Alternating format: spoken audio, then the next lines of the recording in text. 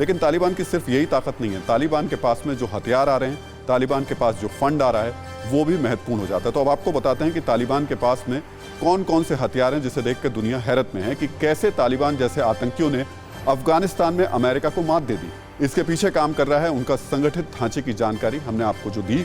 ढांचे के साथ ही तालिबानी आतंकियों के पास आधुनिक हथियारों का जखीरा है। इस जखीरे में क्या क्या है ये भी आपको बता देते हैं। नंबर 1, इनके पास AK-47, इसके अलावा अगर आप देखेंगे 56 assault rifle, AK-74, type 54 HMG, anti aircraft guns हैं। तो आप देखिए वो तमाम चीज़ें हैं जो एक देश के पास होती हैं। एंटी टैंक ग्रेनेड लॉन्चर्स हैं इनके पास में।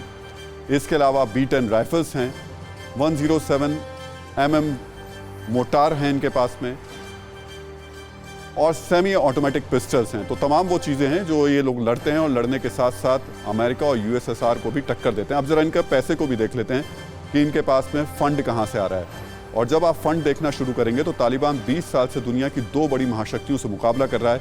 एक रिपोर्ट के मुताबिक मार्च 2020 में तालिबान के पास करीब 1.6 खरब डॉलर की संपत्ति थी, जो किसी छोटे देश की कुल आय से भी ज़्यादा है।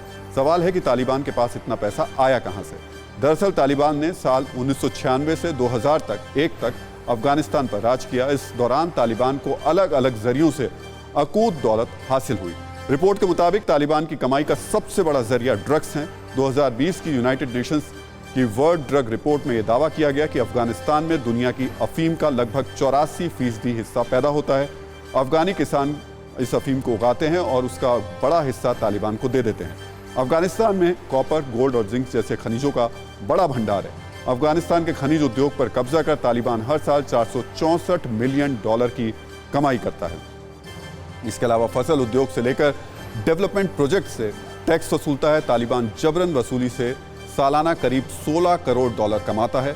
एक रिपोर्ट के मुताबिक तालिबान को अरब, ईरान और पाकिस्तान जैसे देशों से फंडिंग भी मिलती है। CIA के मुताबिक 2008 में तालिबान को खाड़ी देशों से $106 मिलियन मिले। दुनिया भर से गुप्त डोनेशन में तालिबान $20 करोड़ तक उसको मिलते हैं। रियल एस्टेट से तालिबान सालाना लगभग $80 मिलियन कमाता है। अफगानिस्तान के अलावा तालिबान की संपत्ति पाकिस्तान में भी। तो ये आप देखिए किस तरीके की स्थिति इसके पास है। लेकिन अफगानिस्तान में तालिबान की बढ़ती ताकत भारत के लिए परेशानी का सबब है। कश्मीर में आतंकवाद के शुरुआती दौर में अफगानी आतंकियों ने खून खराबा किया।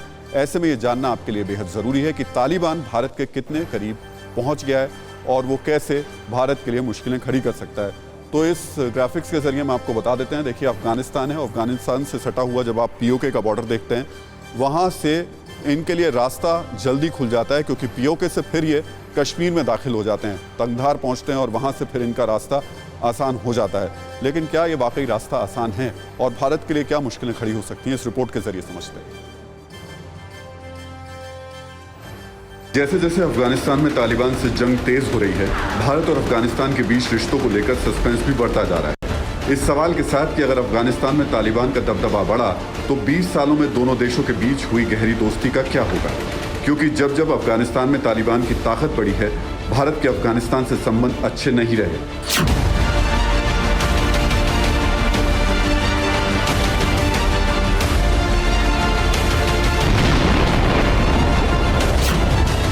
साल 1996 से 2001 तक अफगानिस्तान के 2/3 हिस्से पर तालिबान का कब्जा था। इस दौरान दोनों देशों के बीच कोई राजनयिक संबंध नहीं थे। भारत ने तालिबान की हुकूमत को मान्यता भी नहीं दी थी, यहाँ तक कि भारत के राजनयिकों ने देश छोड़ दिया था।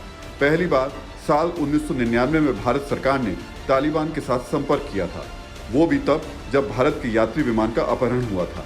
विमान को अफगानिस्तान के कंधार एयरपोर्ट पर ले जाया गया था। ये इलाका उस वक्त तालिबानी लड़ाकुओं के कब्जे में था, इसलिए अपहरण करने वालों और भारत के बीच तालिबान मध्यस्थता कर रहा था। फिर उसके बाद भारत सरकार और तालिबान के बीच किसी भी तरीके का कोई औपचारिक राजनयिक संपर्क नहीं रहा। भारत के तालिबान के साथ अच्छे संबंध नहीं होने की एक वजह पाकिस्तान भी है, क्योंकि पाकिस्तान हमेशा से तालिबानी लड़ाकों का मददगार रहा है। बताया यह भी जा रहा है कि साल 1990 में अफगानी आतंकवादी कश्मीर आए थे। पूरी दुनिया जानती है कि पाकिस्तान की मदद के बिना अफगानी आतंकियों का जम्मू कश्मीर में आना संभव नहीं था। एक खबर के मुताबिक अभी भी अफगानिस्तान के साथ चल रहे संघर्ष में भी पाकिस्तान के 21 आतंकी संगठन तालिबानी आतंकवादियों के साथ लड़ाई लड़ रहे हैं।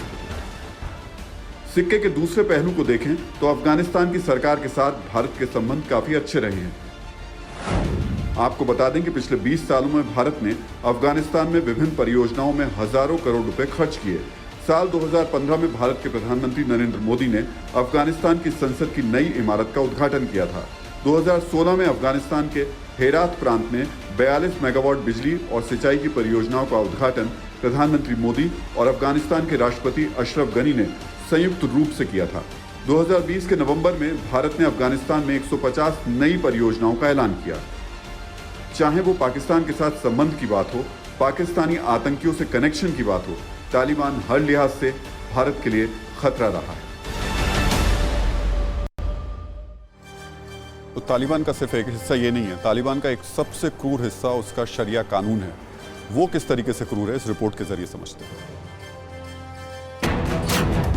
धमाकों और तबाही के मंजर से अफगानिस्तान के लोग इतना नहीं डरते जितना तालिबान के शरिया कानून और अदालत से।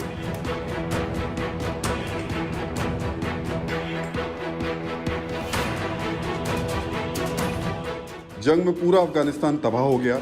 ये तबाही करीब 40 साल से चल रही है, लेकिन तालिबान का जुल्म जिस पीढ़ी ने देखा उसके लिए तालिबान की वापसी मुल्क में हैवान की वापसी जैसी है। तालिबान के पाप का खुलासा करने वाली ये तस्वीरें विचलित कर सकती हैं, लेकिन देख सकते हैं तो देखिए और जानिए कि ये अफगानिस्तान का उत्तर वाला वो इलाका है जहां तालिबान पूरी तरह कब्जा कर चुका है, जहां शरिया कानून के तहत 2 लोगों को मौत की सजा सुना दी गई, जिसके बाद तालिबानी जल्लाद दोनों को सुनसान इलाके में लाए, दोनों के हाथ पैर बांधे और फिर सूली पर लटका दिया।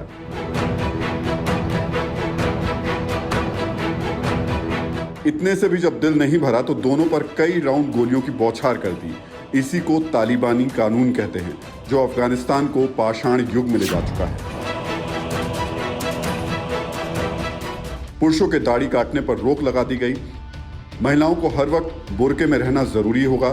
10 साल से बड़ी लड़कियों के स्कूल जाने पर पाबंदी है। और अगर कोई कानून नहीं मानता, खिलाफत करता है, तो इसी तरह तालिबान आतंकियों की अदालत बैठती है। फिक्र आपकी, सोमवार से शुक्रवार रात 9 बजे सिर्फ TV9 भारतवर्ष पर।